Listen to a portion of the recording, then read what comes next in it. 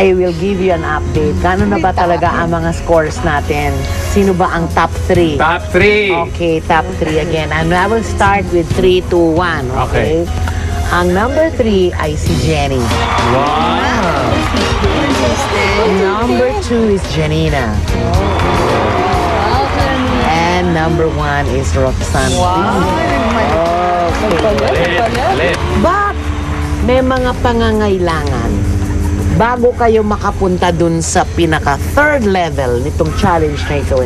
Kailangan magbungkal kayo at hanapin yung kayamanan ni Lola na walang iba kundi ito. Eto na ang huling pagsubok ni Lola, ang gumapang ka sa putik.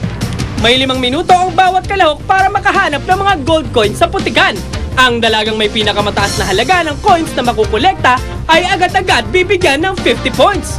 Pag walang coins na nahukay, automatic 0 points ang makukuha ng challenger. Ang mga makukuhang coins ay magagamit nila para ipang shopping ng mga panlinis sa tindahan ni Mayordoma. Ang mga panlinis na ito ay makakatulong ng malaki para sa susunod na bahagi ng final challenge. Sa susunod na bahagi ng challenge na ito, kailangang maglinis kwadra ang mga dalagang bukid at hanapin ang 5 yaman ni Lola marker na nakabaon sa dumi. Nagkakalaga ang bawat marker ng 10 points. Huwag nang magpatumpik-tumpik pa. Agad-agad, simulan na! Malalaman natin kung sino yung mauuna sa ating kahadero.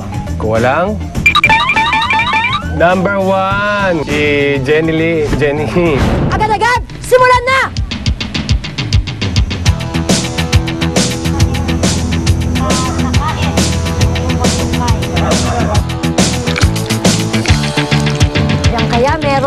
Meron ka kaya diyang makuhukay?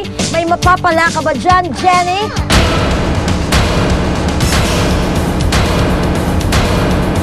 So, palagay mo nandiyan sa may mga damo-damuhan nang hindi nagagalaw ang mga damo? Try mo sa mga malalambot na area. Mahirap kumuha ng coins ni Lola. Ang lawak, maputik lumulubog yung paa. Ang dami ko nang nabungkal, parang wala. Alam mo yung akala ko may matigas na bato pala. Konting tiyaga lang yan, Jenny. Deadma lang sa bigat ng putik. Hukay pa! Mababaw lang ang kinalalagyan ng mga gold coins. Hindi kailangan humukay ng malalim. Jenny, nauubusan ka na ng oras. Magdasal ka na lang kaya para sa isang himala. 1 minuto. Malay mo matsyempohan mo, biglang 3 agad ang makuha mo.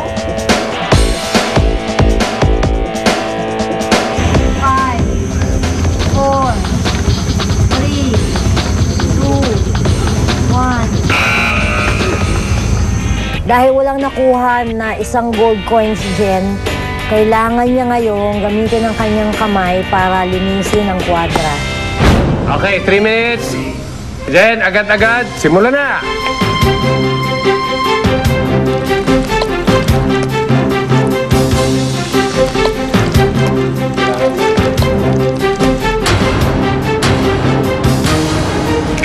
Nahilo-hilo ka na sa amoy ng pupo eh. Talagang titibayan mo yung sikmura mo.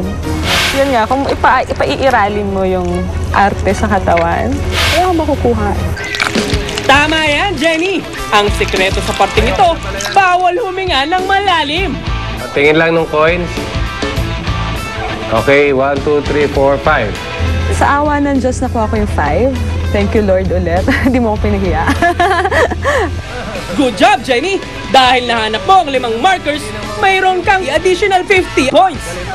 Okay, Rox, agad-agad, simulan na!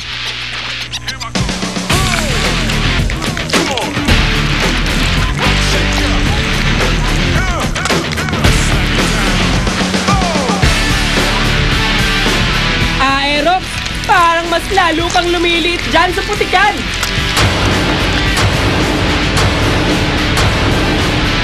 Sa sobrang liit ko, kinakain na ako nung mud. And parang feeling ko, jungle woman ako. Medyo nakausli yung iba naman, konting hukay lang ang kailangan mong gawin. Hindi ko na siya ma-feel kasi may rocks din siya. If it was all mud, baka. Pero may rock part. And yun nga, yung boots ko, nag-sink na siya ng sobrang lalim. So, hindi rin ako makagalaw talaga. Grabe talaga ang parusa ng putikan. Para makaungos dito, doble ang kailangang energy at effort ni Rox. Kayanin pa kaya niya na makahanap ng gold coins?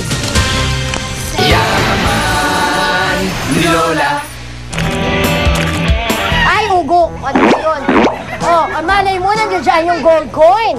May palaka na, binabahay ng palaka kasi gumabi na. I will start with 2, 3, and finally 1.